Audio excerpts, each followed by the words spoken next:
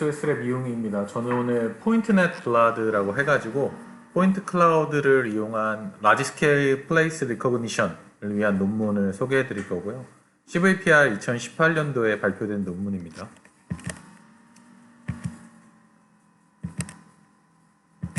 네, 일단 논문 소개에 앞서서 그 플레이스 리커그니션이 어떤 그 어플리케이션인지 또 어떤 기술인지에 대해서 먼저 설명을 드릴게요. 로컬라이제이션이라고도 표현하기도 하는데요. 이 주어진 지도 정보가 있을 때 나한테 어떤 데이터가 있고 이 데이터가 어디를 나타내는지를 알아내는 기술입니다. 그래서 아래 그림에서 보시면 어떤 도심 지역을 돌아다니면서 여러 군데에서 사진을 찍고 그 다음에 그런 사진들을 모아가지고 이 도심에 대한 3D 모델링을 할 수가 있어요. 그래서 가운데 라지 스케일 3D 모델이라고 하는 게 서로 다른 시점에서 이제 촬영한 그 위치가 표시되어 있는 지오 태그드 이미지를 통해서 복원한 3D 모델이라고 했을 때 우리가 어디인지 모르는 그런 이미지 한 장으로부터 이 이미지가 과연 이 지도 내에서 어디를 나타내는 것일까를 알아내는 문제입니다. 그래서 결국은 주어진 이미지나 또는 최근에 이제 라이다를 통해서 포인트 클라우드를 얻을 수가 있기 때문에 주어진 포인트 클라우드 데이터로부터 우리가 갖고 있는 레퍼런스 지도에서 이 데이터, 쿼리라고 할 수 있는 이 데이터가 어디의 위치를 나타내는지에 대한 문제이고요. 특히나 뭐 자율주행에서도 많이 쓰이지만 로봇 내비게이션에서 이제 중간중간에 로봇이 갑자기 길을 잃었거나 이런 경우에 이제 한 장의 어떤 몇 장의 이미지만 가지고 현재 나의 위치를 파악하는 이런 문제에서도 쓰이고 또 증강현실 같은 어플리케이션에서도 어떤 곳에 사진을 찍었을 때 거기에 대한 이제 위치 정보를 알게 되면 그 위치 정보를 바탕으로 다양한 어떤 인포메이션들을 이제 표현할 수가 있게 됩니다. 이제 기술적으로 좀 보면 아까 말씀드렸던 것처럼 위치가 표시되어 있는 데이터셋이 이미 구축되어 있어요. 그래서 이걸 지오태그드 이미지 데이터셋이라고 봤을 때 이 어떤 이미지 데이터베이스를 F라는 인베딩 펑션을 통해서 이것들의 특징을 잘 분류할 수 있는, 그러니까 위치에 따른 특징을 잘 분류할 수 있는 그 이미지 리프레젠테이션 스페이스, 다시 말해서 인베딩 스페이스로 이런 것들을 이제 투영하는 함수 F를 만드는 게 결국 목적입니다. 그래서 기존에 있는 데이터베이스를 우리가 어떤 인베딩 스페이스로 이렇게 다 프로젝션을 한 다음에, 매핑을 한 다음에 이제 우리가 데이터베이스에 갖고 있지 않은 어떤 쿼리 이미지 또는 쿼리 데이터가 들어왔을 때 이것도 똑같이 이제 F로 해당 인베딩 스페이스에다가 매핑을 하면 결국 이 F에 대한 피처가 나오겠죠. 또는 디스크립터라고도 표현할 수 있는데, 그리고 이 디스크립터를 기준으로 기존의 데이터베이스를 매핑시킨 거랑 그 다음에 지금 들어온 쿼리를 매핑시킨 거랑 비교했을 때 가장 가까운 애가 결국은 가장 유사한 어떤 특징을 갖고 있는 지점이기 때문에 동일한 위치 또는 비슷한 위치를 가질 것이다 라고 하는 것이죠. 그러면 결국은 주어진 데이터베이스 그리고 쿼리 데이터가 들어왔을 때 이 두 가지를 어떻게 잘 매핑할까에 대한 어떤 문제로 바뀌게 됩니다. 그래서 이미지 기반의 방법들에서는 전통적으로 좀 전에 설명드렸던 것처럼 먼저 데이터베이스에서 로컬 디스크립터들을 찾아내고요. 검출한 다음에 그런 로컬 디스크립터들을 모아가지고 이 전체 맵에서의 어떤 위치를 잘 나타낼 수 있는 글로벌 디스크립터를 설계를 합니다. 그 다음에 이제 쿼리 데이터가 들어왔을 때 그 쿼리의 데이터에 대해서도 똑같이 로컬 디스크립터를 뽑고 그 로컬 디스크립터들을 이용해서 이제 글로벌 디스크립터를 만들죠. 그러면 결국은 이 앞서 데이터베이스에서 만들어졌던 어떤 글로벌 디스크립터랑 그 다음에 현재 쿼리 데이터로부터 만드는 글로벌 디스크립터를 비교해가지고 이제 매칭이 되는 것들이 가장 유사한 위치가 되겠죠. 근데 이렇게 추정한 위치는 이제 상당히 오차가 많기 때문에 이거를 이제 coarse localization이라고 하고 그 다음에 이렇게 먼저 대략적인 위치를 찾은 다음에 거기에서 이제 다른 어떤 뭐 PNP 알고리즘이나 또는 Geometry Verification 이런 알고리즘을 통해서 좀 더 이제 정확한 카메라의 포즈 또는 우리가 데이터를 찍은 위치를 이제 Fine Localization 하는 관계들을 거칩니다. 그래서 이미지에서는 이제 가장 대표적으로 Shift라는 로컬 피처들을 통해서 영상 내에서 이렇게 어떤 특징점들을 찾아낸 다음에 이런 것들을 Bag of Words나 블라드 같은 어떤 글로벌 디스크립터 형태로 만들 수 있는 기법들을 통해서 글로벌 디스크립터들을 만들고 이것들을 비교해서 이제 주어진 쿼리가 어느 위치를 나타내는지를 이제 알게 됩니다. 그리고 그런 것들을 할 수 있게 만드는 게 F라고 보시면 되겠습니다. 근데 이제 기존의 이미지 기반의 방법들에서는 이 로컬 디스크립터, 특히나 뭐 시점의 변화 또는 상황의 변화에 굉장히 강건한 이런 로컬 디스크립터가 잘 설계가 되어 있었고 연구가 많이 되어 왔기 때문에 이런 로컬 디스크립터를 뽑고 그것들로부터 글로벌 디스크립터를 정의하는 이런 투스텝 어프로치가 이제 잘 연구가 되어 왔는데, 반면에 이제 라이다 스캔과 같은 어떤 포인트 클라우드 데이터에서는 이런 그 인베리언트한 어떤 상황의 인베리언트한 로컬 디스크립터들에 대한 연구가 좀 부족했습니다. 그래서 플레이스 리커그니션 또는 로컬라이제이션에 대한 성능도 당연히 좀 저해될 수밖에 없었죠. 근데 이런 라이다에서 들어온 포인트 클라우드 같은 경우에는 이제 이미지랑은 다르게 일단은 실제로 거리 정보 또는 구조적인 정보, 뎁스 인포메이션을 정밀하게 뽑기 때문에 사실 이제 영상과 비교했을 때 쿼리를 그리고 쿼리한 데이터베이스를 비교할 수만 있으면 훨씬 더 정밀하게 이제 위치를 추정할 수 있는 장점이 있고요. 또 한편으로는 영상 같은 경우에 이제 아래 그림을 보시면 왼쪽과 오른쪽의 데이터는 동일한 장소에 대해서 서로 다른 시간대에 찍은 겁니다. 그래서 왼쪽은 겨울에 주간에 찍은 사진이고 그 다음에 오른쪽은 여름에 밤에 찍은 사진입니다. 똑같은 위치를 찍었지만 영상 같은 경우에는 이런 이미지 변화에 상당히 영향을 많이 받게 되고 이 두 개의 이미지가 같은 장소를 나타낸다는 것들을 사람도 인지하기가 쉽지가 않죠. 반면에 위에 보이시는 포인트 클라우드 데이터 같은 경우에는 이러한 일루미네이션 체인지 또는 라이팅 컨디션의 변화에도 상당히 강건하기 때문에 이런 것들을 통해서 이제 좀 더 장점을 가져갈 수가 있습니다. 그래서 본 논문에서는 그 포인트 클라우드 쿼리 데이터로부터 플레이스 리커그니션, 로컬라이제이션을 할 수 있는 엔드-투-엔드 모델을 소개하고 있고요. 이를 위해서 포인트 클라우드로부터 로컬 디스크립터를 추출할 수 있는 포인트넷이라는 기존의 연구와 그 다음에 여러 개의 로컬 디스크립터를 결합해서 꽤 강건한 글로벌 디스크립터를 딥러닝 방식으로 만드는 이미지 기반의 넷블라드, 이 두 개를 이제 퓨전시키는 방법을 제안을 합니다. 그러니까 기존의 넷블라드 논문은 영상에서 피처 익스트랙션을 한 다음에 그것들을 이제 글로벌 디스크립터로 만드는 방법론이었는데요. 여기서는 그 앞단의 컨볼루션 뉴럴넷을 통해서 피처 익스트랙션을 하는 부분들을 포인트넷으로 대체함으로써 포인트 클라우드에 대해서도 이런 플레이스 리커그니션을 할 수 있도록 만든 거라고 보시면 되겠습니다. 그리고 이 논문에서는 또 다른 한 가지 이제 기법이 사용되는데요. 바로 유사도 학습이라고 불리는 매트릭 러닝입니다. 매트릭 러닝은 어떤 거냐면 비슷한 것들은 비슷한 것들끼리 그 피처 공간에서 뭉치게, 그리고 서로 다른 클래스의 것들은 멀어질 수 있도록 학습하는 것입니다. 그러니까 어떤 데이터가 주어졌을 때 우리가 이제 클래시피케이션이라고 하면 이건 자동차야, 이거는 사람이야, 또는 이런 식으로 이제 분류하는 것들 이제 클래시피케이션이라고 한다면, 이거는 자동차가 뭔지 모르지만 자동차는 자동차끼리 뭉칠 수 있게 만들고, 그 다음에 사람은 사람끼리, 그러니까 비슷한 특징이 있는 것들을 이렇게 같이 그 피처 공간상에서 뭉칠 수 있도록 학습하는 방법입니다. 결국 이렇게 매트릭 러닝을 통해서 같은 클래스 또는 같은 레이블들끼리 한 곳으로 특징들을 잘 뭉쳐 놓으면 나중에 이것들을 이제 분류하거나 이런 작업들은 당연히 쉬워지겠죠. 그래서 여기서는 쿼드러플렛 로스라는 것들을 이용해서 이것들을 이제 잘 분류할 수 있도록 하는데, 이게 왜 중요하냐면 결국 그 앞에 플레이스 리커그니션 문제로 돌아가게 되면 우리가 여러 장의 이미지들이 서로 다른 위치에서 촬영이 됐을 거 아니에요?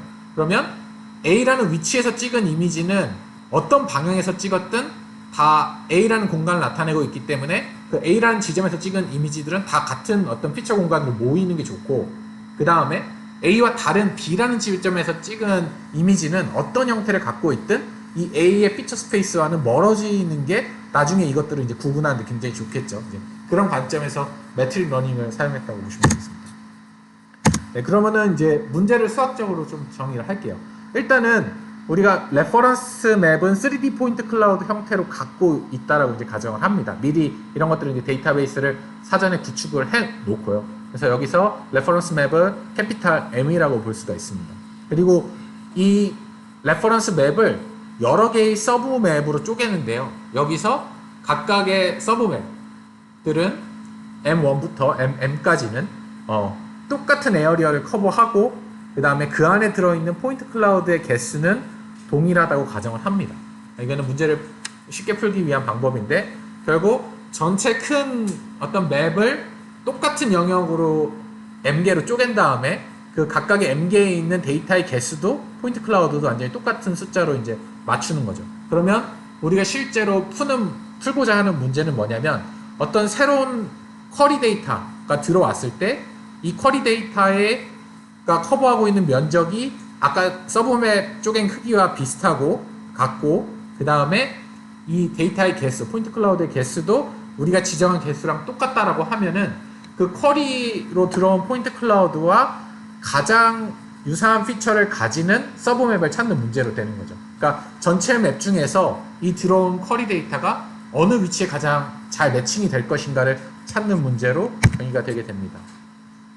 그러면 이거를 한 스텝 더 들어가서 딥러닝 모델을 설계한다는 관점에서는 어떤 문제가 되냐면 포인트 클라우드라는 데이터, 여기서는 P라고 할게요. P가 들어왔을 때 어떤 매핑 펑션 F를 학습하는 문제로 바뀝니다. 그래서 이 F라는 것은 structural similarity, 그러니까 구조적으로 또는 기하학적인 특징이 비슷한 것들은 그 F로 매핑했을 때 특징들이 비슷한 값을 나타내게 만들고 그 다음에 구조적으로 비슷하지 않은 것들은 디스턴스가 멀어지는 피처 스페이스를 갖도록 설계하는 그런 F를 학습하는 게 딥 뉴럴넷의 여기서 이제 설계하고자 하는 목적이고요. 그럼 결국 앞에 데피니션과 이 뉴럴 네트워크를 합치면 우리가 어떤 데이터를 뉴럴넷에 입력을 시켜가지고 그 F라는 뉴럴넷이 이 P라는 데이터를 어퍼 P라는 값으로 매핑을 시켰어요. 그랬을 때 그 어퍼 P와 그 다음에 기존에 우리가 M이라는 서브맵이 있었는데 이 M을 뉴럴넷에 넣어서 이 M이 어퍼 M으로 바뀌었을 때 가장 잘 매칭되는 어퍼 P와 어퍼 M을 찾으면 결국 그 두 개가 가장 유사한 공간에 존재하기 때문에 우리가 입력으로 넣은 쿼리 P는 결국 M에 위치할 것이다 라고 이제 문제를 풀 수가 있는 거죠. 자, 그럼 네트워크를 실제로 잘 볼게요. 아까 말씀드렸다시피 이거는 크게 기존의 포인트 클라우드에서 피처를 익스트랙션하는 포인트넷 그리고 로컬 피처들을 모아서 글로벌 디스크립터를 만드는 넷블라드 그 다음에 마지막에 풀리 커넥티드 네트워크로 구성이 됩니다.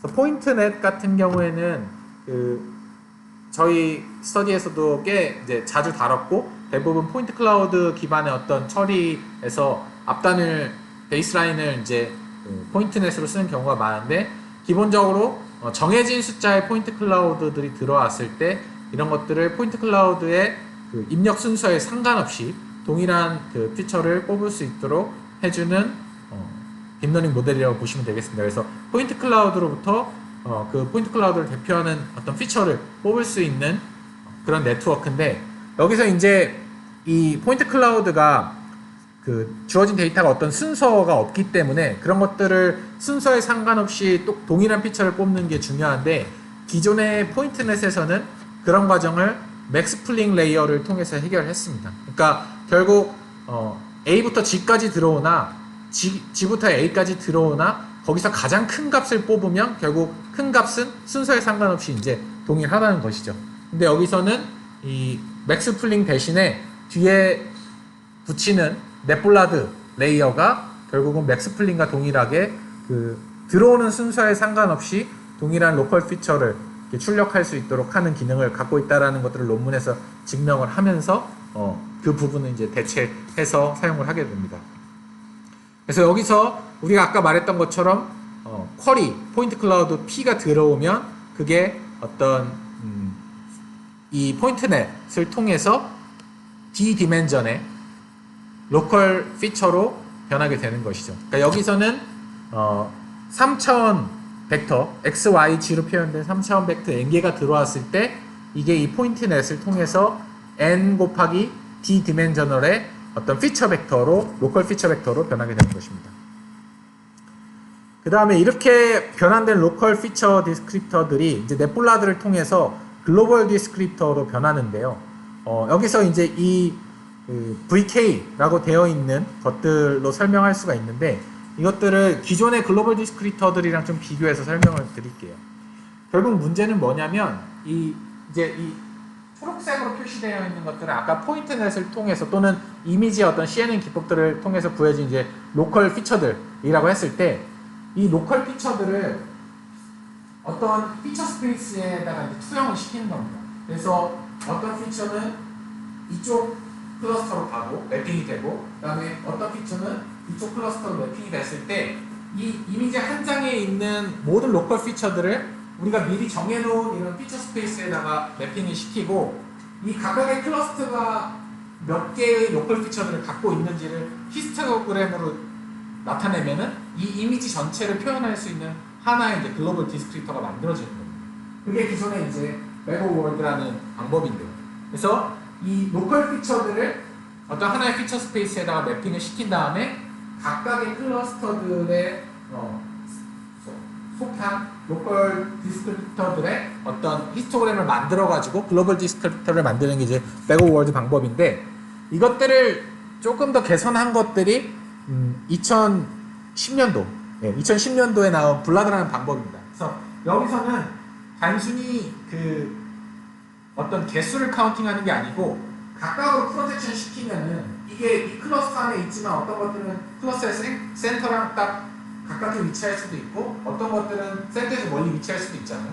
그래서 이런 벡터들을 다 구해서 아까랑 똑같이 다 구하면은 결국은 아까는 여기는 어떤 컨스턴트 값들이 히스토그램으로 나왔지만 여기는 벡터들의 히스토그램이 나오겠죠. 그래서 그냥 단순히 이제 매핑을 시키는 것까지는 같지만 매핑을 시킨 결과물을 가지고 글로벌 디스크립터를 만들 때 메가월드에서는 그 클러스터 안에 몇 개의 피처들이 속해 있는지 단순히 컨스턴트 값으로 각각을 매겼다면 이제 블라드에서는 이것들을 벡터 형태로 표현해가지고 조금 더 이제 표현력을 높여서 잘 구분을 할 수 있도록 만드는 것입니다. 그러면 넷블라드는 뭐냐? 넷블라드는 이 과정을 이 매핑하는 과정을 딥러닝을 통해서 하는 것입니다. 결국은 아까 보여드렸던 이 수식에서 여기 있는 WK와 BK를 합습하는 건데요. 이 수식을 다시 보게 되면 결국 어떤 값이 있을 때 이 x라는 값이 입력으로 들어왔을 때 얘를 여러 개의 클러스터들이 있겠죠. 클러스터 센터들을 기준으로 소프트맥스를 하는 거라고 보시면 되겠습니다. 그래서 소프트맥스는 결국은 여러 개의 어떤 클래스들이 있을 때 그 중에 가장 확률이 높은 클래스를 지정해서 거기서부터 순서대로 확률값을 매기는 거잖아요. 그러면은 그것들을 어떤 기하학적으로 봤을 때 뭐냐면 결국은 내가 속해 있는 클러스터라고 선택된, 그러니까 확률이 가장 높은 클래스에 대해서는 기하학적으로 굉장히 가깝게 붙을 것이고, 왜냐하면 가중치가 높기 때문에. 그 다음에 나머지 클러스터에 대해서는 멀어지겠죠. 그러니까 아까 그 어떤 로컬 피처들을 글로벌 디스크립터로 매핑하는 과정에서 이런 것들을 매핑하는 과정을 학습을 통해서 진행을 해가지고 정해진 어떤 클러스터 센터들로부터 어느 센터에 속할 확률이 가장 높은지를 이제 슈퍼바이스드 러닝을 통해서 배우는 방법입니다. 그래서 결국 여기서 W와 B라는 웨이트 값을, 웨이트와 바이어스를 학습하게 되면 K개의 클래스, K개의 클러스터 중에서 자기가 가장 속할 만한 클러스터에 대한 가중치 값이 확률값이 가장 높게 나오게 될 것이고, 그리고 기하학적으로 그 클러스터에 속하게 되는 것이죠. 그러면 아까랑 똑같이 블라드 방법을 통해 가지고 벡터들의 히스토그램으로 나타내는 것들을 통해서 이제 글로벌 디스크립터 하나를 만들 수가 있게 됩니다. 네, 그리고 이 부분은 이제 좀 전에 보여드렸던 이 수식이 결국 이제 쭉 유도를 해보면 입력값에, 그러니까 x가 어떤 순서로 들어오든지 로컬 피처들이 어떤 순서로 들어오든지 상관없이 결국은 이게 리니어 콤비네이션 형태로 나타내기 때문에 아웃풋이 이제 동일한 값을 나타내게 됩니다. 학습을 통해서. 그래서 결국은 그 기존의 포인트넷에서 썼던 시메트릭 펑션인 백스플링 레이어를 쓰지 않고도 포인트 클라우드의 로컬 피처들의 순서에 상관없이 이제 동일한 아웃풋으로 글로벌 디스크립터를 만들 수 있는 것이고요.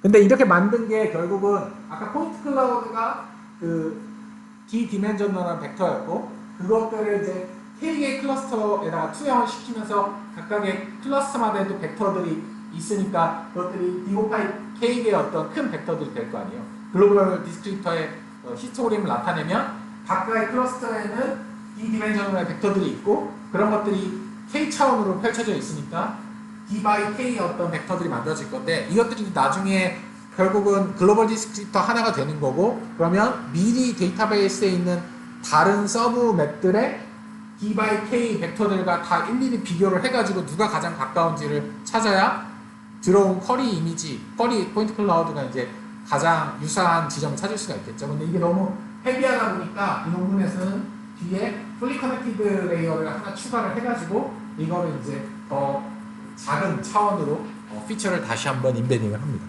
그래서 그렇게 주어진 포인트 클라우드들에 대해서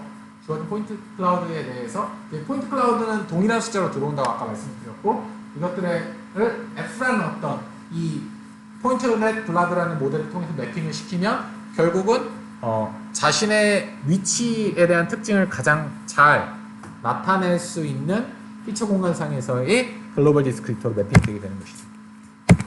근데 여기서 이제 매트릭 러닝은 어떤 기법적으로 어떻게 활용이 되냐면 매트릭 러닝에서는 기존에는 보통 이제 로스를 정의할 때 슈퍼바이스드 러닝은 정답이 있고 그 다음에 내가 예측한 값이 있고 이 두 개의 차이를 보통 계산을 해서 그 디스턴스를 뭘로 정의하든 차이를 정의를 해서 그 차이가 이제 줄어들도록 학습을 많이 했는데 여기서는 세 가지 개념이 사용이 됩니다. 하나는 앵커라고 해서 이제 자기 자신, 예측한 값이라고도 볼 수가 있고요. 하나는 파스티브 클래스가 있습니다. 그러니까 나랑 가까운 애, 나랑 피처 공간상에서 가까워져야 되는 애가 있고 하나는 네거티브 클래스라고 해가지고 나랑 다른 그룹에 있는 애, 그래서 얘는 멀어져야 되는 애들이 있습니다.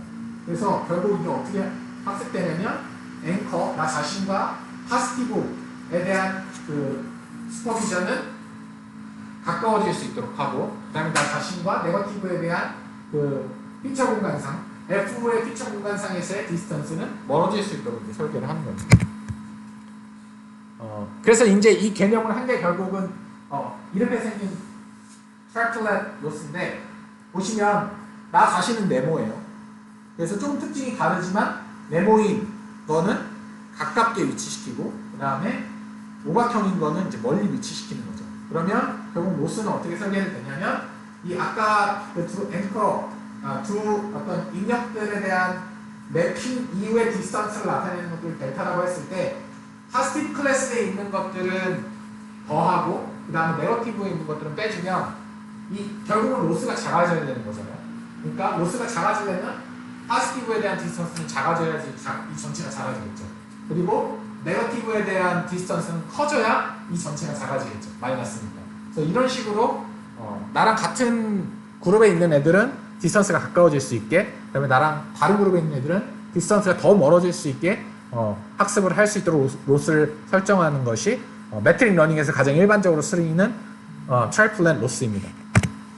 근데 이렇게 하면 문제가 뭐냐면 이제 가까운 애는 가까워졌어요. 근데 이제 네거티브 클래스들을 밀어내다 보니까 이 네거티브 클래스가 하나만 있는 게 아니고 A라는 네거티브 클래스도 있고 B라는 네거티브 클래스도 있는데 얘네를 나로부터 다 밀어내다 보니까 A랑 B 네거티브 클래스들이 붙은 거예요. 근데 A 네거티브 클래스 입장에서 보면은 C라는 애 앵커도 중요하지만 이 B 네거티브 클래스랑도 또 멀어져야 되는 거잖아요. 그래서 여기서 이제 쿼드러플렛 로스라는 것은 결국은 파스티브 네거티브만 비교하는 게 아니라 네거티브와 네거티브도 더 멀어질 수 있도록 이렇게 학습할 수 있도록 텀을 하나 더 추가해서 보시는 것처럼 가장 가까운 애 그리고 그 다음에 다른 어떤 클래스에 대한 것들과는 또 다른 어떤 마진을 두고 이렇게 공간상으로 분리가 될 수 있도록 로스를 설계하는 겁니다. 그래서 여기서 앞에서 요 부분까지 요 앞부분까지가 결국 트래플렛 로스인데 그 뒤에다가 네거티브 클래스끼리 또 멀어질 수 있는 그 텀을 둠으로써 피처 공간상에서 이 전체의 데이터들이 우리가 원하는 대로 잘 이렇게 구분될 수 있도록 분류될 수 있도록 학습을 하는 것이죠. 그래서 이 방법을 이제 평가하기 위해서 네 가지 데이터셋을 썼습니다. 그래서 옥스포드 로보카 데이터셋과 그 다음에 그 직접 수집한 USRA, BD라는 세 개의 데이터셋을 썼고요. 이런 것들을 수집하기 위해서 실제로 이 공간들을 이제 라이다를 가지고 계속 스캔을 하면서 레퍼런스 맵도 만들고 각각의 지점에 대한 데이터셋과 그것에 해당하는 로케이션 좌표값들을 이제 다 수집을 합니다. GPS를 이용해서요. 그래서 결국은 이런 식으로 이제 맨 왼쪽부터 옥스포드, 그 다음에 USRA, BD에 대한 이제 전체 맨 위에 레퍼런스 맵이 생긴 거고, 그 레퍼런스 맵에서 어떤 일부 서브 맵을 이렇게 비춰보면 이 서브 맵 내에서는 포인트 클라우드가 있겠죠. 근데 아까 말씀드렸다시피 이 각각의 서브 맵들은 커버하고 있는 에어리아도 같아야 되고 포인트 클라우드의 개수도 모델에 넣기 위해서 같아야 된다고 했기 때문에 이런 것들을 이제 한번 처리를 해가지고 동일한 숫자의 포인트 클라우드가 될 수 있도록 이제 프리 프로세싱을 합니다. 그게 지금 이 장에서 말씀드린 거고요. 그래서 전체 맵에서 서브 맵을 나눈 다음에 그 주민 서브 맵에서 결국은 그 다운 샘플링을 통해 가지고 모든 서브 맵들의 어떤 포인트 클라우드가 동일한 개수로 할 수 있게 만들고, 마찬가지로 쿼리 포인트 클라우드에 대해서도 똑같이 이 다운 샘플링을 통해 가지고 똑같은 개수로 맞춥니다. 여기서는 4096개의 포인트로 맞췄고, 결국 이게 아까 포인트넷의 인풋 개수가 되는 거죠. 그러니까 포인트넷은 4096 곱하기 3짜리 벡터가 되는 것입니다. 그리고 이제 평가를 하기 위해서 같은 맵을 여러 번 만들어요. 그러니까 오늘 레퍼런스 맵을 만들고 그 다음에 내일 그 다음날 찍은 거를 여기 위에다가 더하는 게 아니고, 그 다음날 찍은 레퍼런스 맵은 또 동일한 지점이지만 다른 레퍼런스 맵으로 이제 만들어 놔가지고 결국 테스트를 할 때도 어제 만들어 놓은 레퍼런스 맵에서 쿼리 한 장을 뽑고, 그 다음에 동일한 위치에 대해서 동일한 지역에 대해서 오늘 만든 레퍼런스 맵들을 서브 맵과 비교해가지고 로컬라이제이션이 잘 되나 비교를 합니다. 그리고 마찬가지로 학습을 시킬 때도 전체 지역을 다 학습시키는 게 아니고 일부 영역들은 여기서 지금 빨간색으로 표시된 영역들일 텐데 여기는 테스트 셋 부분이라고 해서 이 부분은 학습을 시키지 않고 나머지 부분들에 대해서만 데이터를 가지고 학습을 시키고, 테스트를 할 때는 여기에 대해서 테스트를 하게 되는 것이죠. 자, 그래서 이제 실험 결과를 비교를 하는데 여기서는 기존의 다른 연구들과 비교하지는 않고요. 논문에서 제안했던 포인트넷 블라드와 그 다음에 여기서 이제 포인트넷 블라드는 결국은 앞단은 포인트넷에서 맥스플링을 뺀 것과 그 다음에 뒷단은 이제 넷블라드를 연결하는 거를 쓰는데, 비교하는 모델들은 앞단을 그냥 포인트넷에서 맥스플링까지 다 쓴 거에다가 뒤에 넷블라드를 붙인 것과 그 다음에 앞단에 이제 포인트넷, 기존 포인트넷 맥스플링 다 있는 건데 학습을 자기들 데이터로 시킨 게 아니고 기존의 모델넷이라는 다른 벤치마크 데이터셋을 이용해가지고 학습시키고 뒤에 넷블라드 부분만 따로 이제 자기들이 학습을 시켜가지고 한 이 PNSTD랑 비교를 하게 됩니다. 그래서 PN 블라드가 여기서 제안하는 모델이고, 그 다음에 PN 맥스는 기존의 포인트맵 맥스플링까지 그대로 다 쓴 다음에 블라드만 학습시킨 거, 그리고 PNSTD는 기존의 포인트넷을 다른 벤치마크 데이터셋을 학습시킨 다음에 넷블라드만 학습시킨 거를 비교합니다. 그리고 이제 베이스라인 모델을 구축하기 위해서, 그러니까 기초적인 어떤 학습 웨이트를 한번 업데이트하기 위해서 앞서 4개 데이터셋 중에서 옥스포드 데이터셋만 가지고 일단 이 모델들을 다 학습을 시키고요. 아까 이제 글로벌 디스크립터를 만들 때 K-의 클러스터로 매핑을 시킨다고 했는데 여기서 이제 K를 하이퍼 파라미터 64로 두고 실험을 합니다. 알파와 베타는 매트릭 러닝에서 각각의 그 어떤 그룹들에 대한 마진 값이고요. 그래서 결국 보시면 여기서 얘기하는 것들은 논문에서 제안한 포인트넷 블라드가 이제 당연히 이제 옥스포드로 학습시킨 것이기 때문에 이제 옥스포드로 학습시킬 때가 성능이 가장 좋겠죠. 옥스포드에 대한 테스트 셋이 가장 좋겠죠. 다른 PNMax나 PNSTD에 비해서 성능이 좋을 뿐만 아니라 이런 것들이 이제 아직 보지 못한 USRA, BD 얘네들은 학습하지 않은 거예요. 베이스라인 모델에서는. 그래서 얘네들한테 적용해도 얘네들이 이런 정도의 어떤 리콜류를 갖는다라는 것들의 결과를 보이고 있고요. 그리고 모델의 어떤 디멘전에 대해서도 이 아까 이제 포인트넷의 마지막 단에서 이제 D 디멘저널 벡터가 나오는데, 그러니까 n by 3이 n by d 디멘저널 벡터로 나오는데, 이 D 디멘저널 사실 높이면 그만큼 그 레이어의 그 딥러닝 모델의 어떤 표현력이 좋아지기 때문에 당연히 이제 기본적으로 성능이 향상이 됩니다. 물론 그만큼 무겁고 학습시키기 어렵지만, 근데 자신들이 제안한 포인트넷 블라드 모델 같은 경우에는 128개의 디멘전만 사용해도 기존의 포인트넷에서 512개의 디멘전을 사용한 것보다 성능이 좋다는 걸 확인했고, 그 다음에 이제 디멘전을 올렸을 때 256 이상으로 올리는 것들은 그렇게 큰 성능 향상은 가져오지 못했다. 이런 것들을 보여주고 있습니다. 그리고 아까 이제 그 로스를 트라플렛 로스랑 그 다음에 쿼드라플렛 로스를 얘기했었는데, 여기서 이제 마진을 조금 바꾼 이제 레이지 쿼드라플렛 로스를 최종적으로 사용을 했는데, 결국 학습시키는 결과에서도 단순히 트라플렛 로스로 앵커와 포지티브와 네거티브만 비교한 게 아니라 쿼드라플렛 로스를 통해서 네거티브끼리도 멀어질 수 있도록 학습시킨 게, 그런 로스를 쓴 게 최종적으로 이제 더 성능이 좋게 나왔다는 결과를 보여주고 있고요. 그리고 이거는 이제 아까는 베이스라인을 구축하기 위해서 옥스포드 데이터셋만 가지고 모델을 학습시켰다고 말씀드렸어요. 그래서 위에는 옥스포드만 갖고 학습시킨 그 실험에 대한 결과이고, 여기서 이제 논문에서 제안하는 것들은 파란색 라인입니다. 근데 보면 이제 옥스포드로 학습시켰기 때문에 물론 다른 지역의 영역에 대해서 학습을 시키긴 했지만 데이터 특성이 비슷하고, 그래서 결국은 성능이 이제 잘 나오죠. 테스트 셋에 대해서도. 근데 이제 보시면 제너럴라이제이션 했을 때는 성능이 좀 많이 떨어집니다. 그러니까 얘네랑 얘네는 US RA BD인데 얘네는 학습을 안 시킨 거예요. 위에 그림에서. 그러니까 아무래도 학습을 시킨 데이터셋보다는 학습을 안 시킨 데이터셋들은 좀 성능이 떨어지는데, 밑에 그림은 뭘 나타내냐면 이번에는 옥스포드랑 US랑 RA 3개 데이터셋을 다 학습시킨 거예요.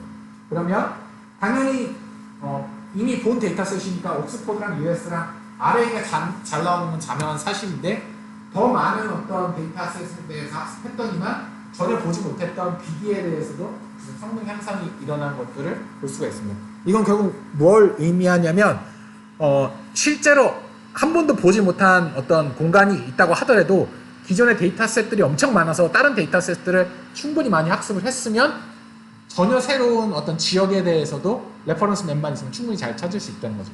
그만큼 피처로 이제 잘 분류할 수가 있다는 것들을 나타내고 있습니다. 결국 이 모델이 이제 데이터셋을 많이 학습하면 학습할수록 새로운 영역에서도 잘 찾을 수 있는 제너럴라이제이션 성능이 좋다는 것들을 의미합니다.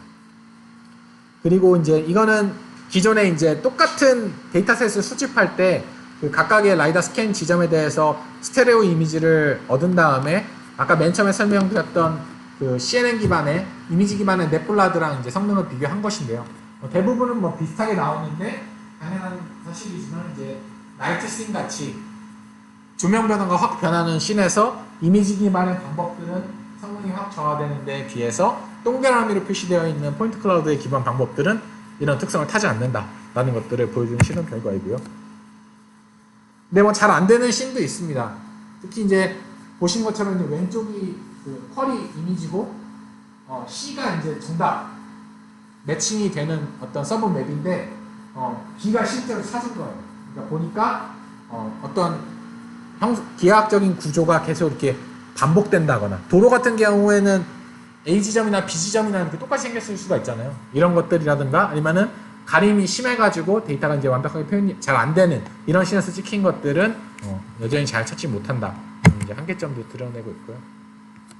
이게 이제 마지막 아마 실험 결과일 텐데, 보시는 것처럼 이 노란색으로 표시된 게 꽤 높은 그 찾은 지역들을 얘기합니다. 잘 찾은 지역들을 얘기하고, 이 전체는 아까 돌았던 그 지역에 대한 맵이에요. 그러니까 결국 아까 옥스포드 데이터셋, 그 다음에 USBA까지 모델을 BD까지 모델을 다 잘 학습시키면 거의 대부분의 영역에 대해서 다 위치 추정을 잘한다. 그러니까 어떤 특정 부분에 오버피팅 돼가지고 뭐 데이터셋에서 봤던, 그러니까 트레이닝셋에서 있던 영역들에 대해서만 잘하는 것들이 아니라 테스트셋에 있는 전혀 보지 못한 위치에 대해서도 맵 전체에 대해서 잘 학습이 되었다라는 결과를 보이고 있습니다.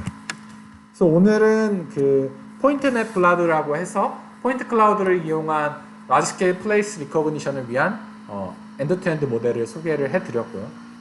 여기서 기존의 포인트 넷과 그다음에 넷블라드를 이제 결합을 해가지고 포인트 클라우드에 맞는 그 로컬라이제이션 방법을 제안을 했고, 이 인베딩 스페이스에서 피처들을 잘 분리하기 위해서 쿼드래플렛 로스를 이용한 매트릭 러닝을 사용을 했습니다.